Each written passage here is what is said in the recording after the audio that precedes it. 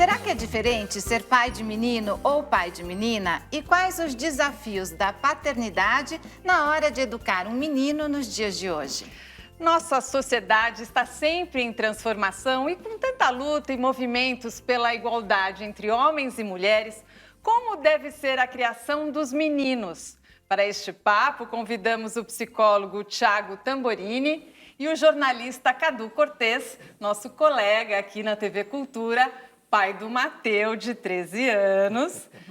Cadu, o Mateu já é um adolescente. Já. Como que é a relação de vocês? Conta pra gente. Uma relação, eu sempre procurei construir uma relação muito de amizade, né? A gente fica meio que numa linha meio tênue entre ser o pai, ter aquela coisa de saber educar de uma certa forma, mas também de construir uma relação de amizade para que ele pudesse confiar em mim, para que a gente pudesse ter uma relação leve e suave. Mateu, agora é sua vez. Conta como é que é o Cadu pai.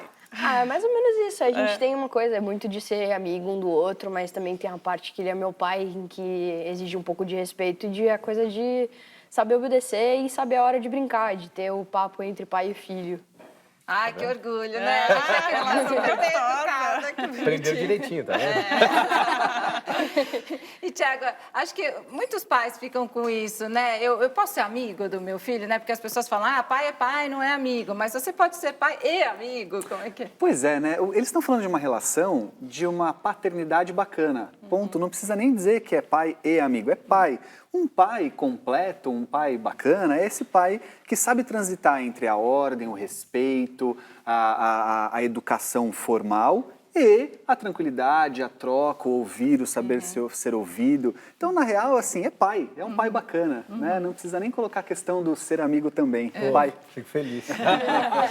E, Cadu, quando você recebeu a notícia que seria pai de um menino, você ficou com dúvida, assim, como que eu vou criar um garoto que seja uma pessoa legal no futuro, que seja um homem correto?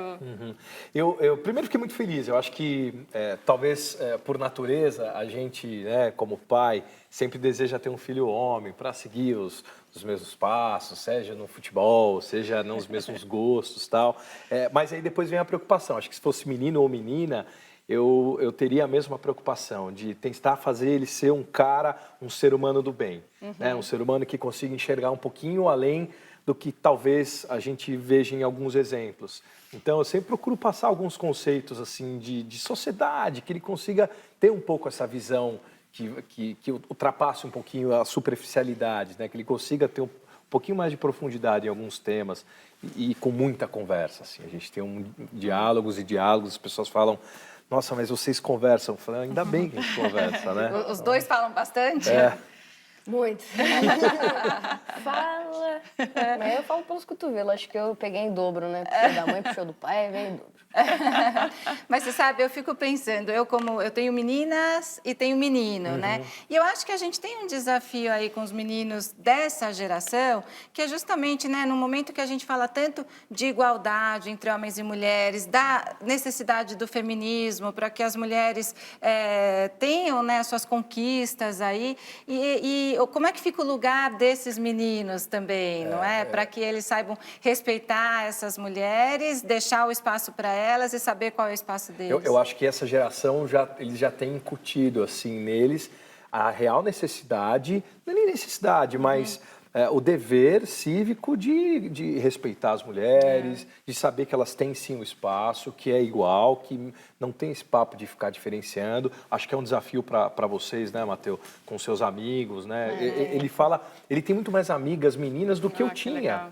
Né? E antigamente não tinha muitas amigas mulheres. E as meninas podem tudo, né, Mateu? Podem jogar futebol, o menino pode usar rosa. Pode tudo. Você tinha brinquedos considerados de meninas hoje, porque não tem mais brinquedo de menina e de menino, né? Putz, eu lembro de uma história, cara, quando eu ainda estudava no Bougainville, quando eu era pequenininha, assim. Eu lembro que uma vez, eu não tinha esse brinquedo, era de um amigo meu, por sinal, amigo meu. que tinha uma Barbie, aí a gente ficou brincando a tarde toda, mas não mais hoje. Mas você Hoje eu brincou brinco mais com a bola de basquete na época, tudo bem, né? Não tem mais isso, Tem, né, Tiago? Brinquedo de menina, brinquedo de menino, cor de menina, cor de menino. Pois é, nunca deveria ter existido isso, né? A gente está só fazendo aí uma correção de curso, né? Mas eu acho que quando a gente fala no lugar de um país que é recordista em agressões a mulheres, em feminicídio, é fundamental que os pais estejam ligados na educação que dão para os meninos, porque é ali que a gente vai virar esse jogo, né? É, justamente, o que eu costumo dizer até, a gente tem que criar nossos filhos, as meninas para que não se tornem vítimas de uma violência doméstica e os meninos para que eles não se tornem os agressores, porque a gente vê que os números são assustadores mesmo, né? E até uma brincadeira, você falou que você brincou de Barbie, imagina, o meu filho, o caçula de 2 irmãs, ele tem muitas fotos brincando de Barbie, com boias cor-de-rosa e tudo mais. E olha, eu vou te falar, Cadu, meninas também, você falar, tem essa coisa ainda do pai achar que tem o filho homem que vai seguir o futebol, mas tem muita menina que segue o futebol. O nosso papo continua já, fique com a gente.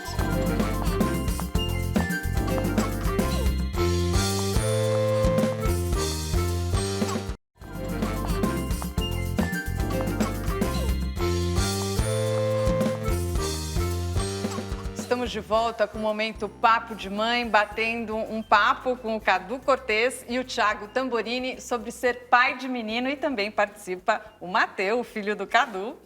Essa coisa também de reprimir os sentimentos dos meninos, que os meninos não podem chorar, isso tudo também já ficou no passado, né? Muito, muito. Eu vejo os pais, às vezes, numa ansiedade de dizer assim, eu preciso educar meu filho homem. Né?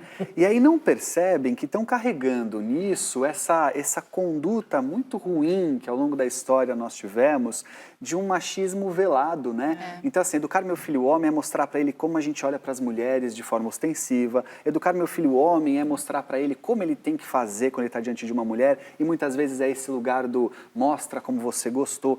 Então essa ansiedade toda que os pais trazem de tenho que educar meu filho homem, perde muito da qualidade que diz educar meu filho ser humano, educar meu filho como íntegro, educar meu filho com valores. Exatamente. E a gente tem que tomar cuidado com o que a gente fala, né? Porque às vezes, sei lá, o menino está chorando e fala assim, parece uma menina chorando, né? Essas coisas que às vezes estão meio enraizadas e você se segura para não falar, né? Eu faço uma meia-culpa total disso, acho que eu já... Hoje acho que não mais, mas eu lembro dele mais cedo.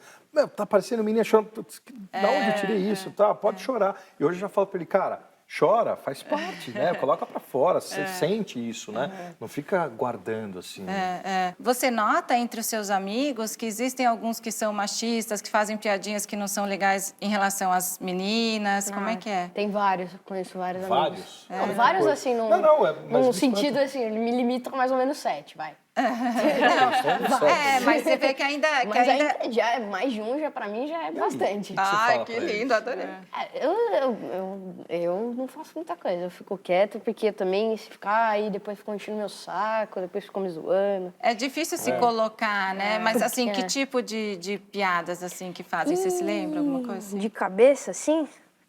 Tem uma que é... Putz, que eu sinto um peso ao falar, mas eu lembro de cabeça que é... Por que a mulher não tá andando na rua? É porque ela tá em casa terminando de varrer a casa. É uns que vários fazem. Aí e aí a coisa eu fico com vontade de falar, pô, não tá certo falar uma coisa dessa, porque não tem necessidade. Porque eu já varri a casa algumas vezes lá em casa, já passei aspirador. Né? Quando meu pai bom, pede. porque tem que dividir as tarefas domésticas também, né, Mateu? Moramos nós dois, hoje ele não mais morando comigo, né, Roberta? A gente morou durante 2 anos, ele escolheu vir morar comigo, né, depois se separei da mãe dele, tinha 3 anos, 4 anos, e ele sempre desejou e a gente sempre teve uma vontade, né, de morar junto. E aí, quando ele fez 10 anos, ele falou, pai, podemos morar junto agora? Podemos. E aí, ok, para a mãe dele também ela foi super ok, ele morou 2 anos, né, na época eu era casado, hoje eu já estou separado, mas a gente teve uma relação muito distante. Hoje ele me falava assim, pai, eu tô conhecendo você. Que graça. E eu falava assim, eu também, cara. Agora é uma relação que a gente está se conhecendo de fato. E dar o exemplo, né, na hora de dividir as tarefas domésticas é fundamental para o Mateu aprender, né, que pode fazer isso em casa também. Fundamental. Veja que na fala que ele traz, é muito bacana a gente pensar que nenhuma criança nasce com esse conceito de que mulher tem que ficar varrendo a casa. Não nasce. Ou seja, se os meninos amigos dele pensam dessa forma, ouviram em algum lugar como uma referência. E muito provavelmente dentro de casa, porque trazem essa referência, claro que não necessariamente exclusiva. Pode ter sido um tio, um primo, até mesmo um amigo de escola, mas o que eu observo é que muitas vezes é assim dentro de casa, né? Então, se você quiser mudar essa referência, você vai ter que começar a mudar a partir dos exemplos daquilo que você fala. E, Rô, sabe o que eu estou percebendo? Que a nora do Cadu vai ser uma moça de sorte, viu? Essa vai.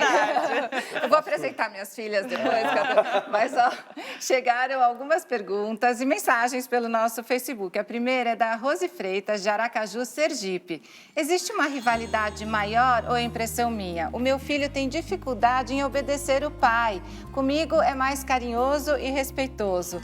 Tem essa rivalidade em algum momento da vida entre pai e filho? Até como filho, Olha, Thiago?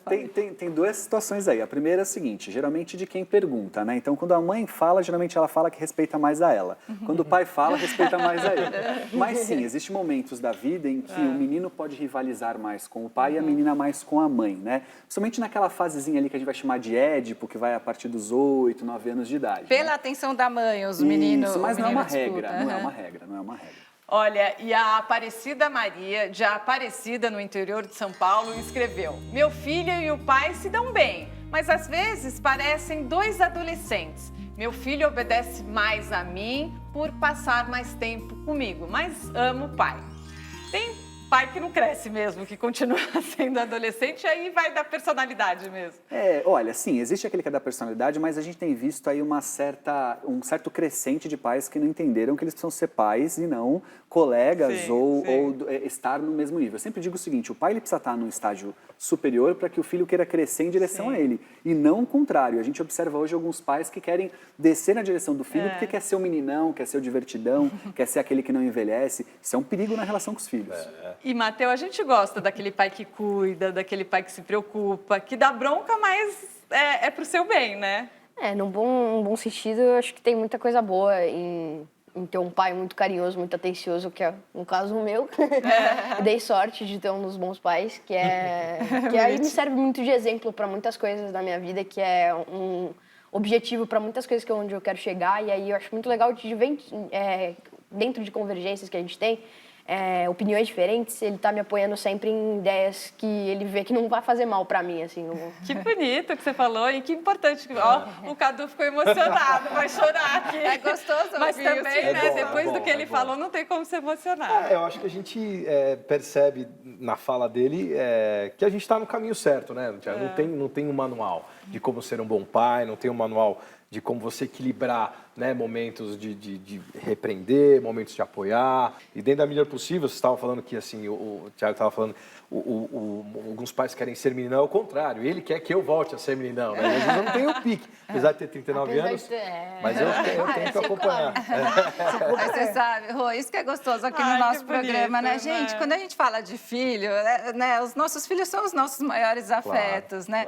E é tão gostoso, até essa proposta que a gente faz aqui, de ter esse diálogo e essa conversa junto com os filhos também, né? Por isso, nós do Momento Papo de Mãe, a gente sempre propõe que vocês, pais e mães, vocês podem assistir ao programa junto com os filhos. Como é importante ouvir os filhos, né? E achei muito legal isso que o Mateu falou, de você falar para ele, mas ele também poder falar para você e você ouvi-lo também. Né? Às vezes eu me repreendo porque eu penso, como um menino de 13 anos, no alto dos seus 13 anos, falando coisa para mim, não, mas eu tenho que aprender a ouvir também, né? Claro, saber ouvir, não necessariamente acatar sempre as decisões, mas, de novo, acho que a ponderar, equilibrar, entender. Porque a gente também aprende com os filhos, né, Thiago? Muito. A gente tem que lembrar que o jovem é aquele que vem na fase da reciclagem, né? Ele é quem recicla o mundo, né?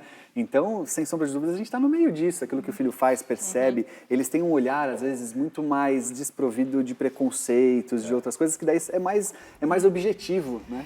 Gente, muito obrigada por terem vindo, é uma delícia a nossa conversa. Legal. E o Mateu tem muita coisa para ensinar para alguns amigos, né, Mateu? A gente já percebeu. Como é que eu vou fazer isso? Thiago, deixa suas redes sociais. Sim, é o Instagram, @Thiago Tamborini. Você, Cadu, como é que o povo te O encontra? meu é @Cadu Cortez, Instagram, Facebook, Twitter. Quer deixar a rede social também? Valeu. Você me adora. Não, É particular, né? porque é difícil de pesquisar. Gente, obrigada. Foi uma delícia, viu? O Momento Papo de Mãe fica por aqui. Hoje o nosso programa foi muito emocionante e importante sobre criar meninos. Até a próxima.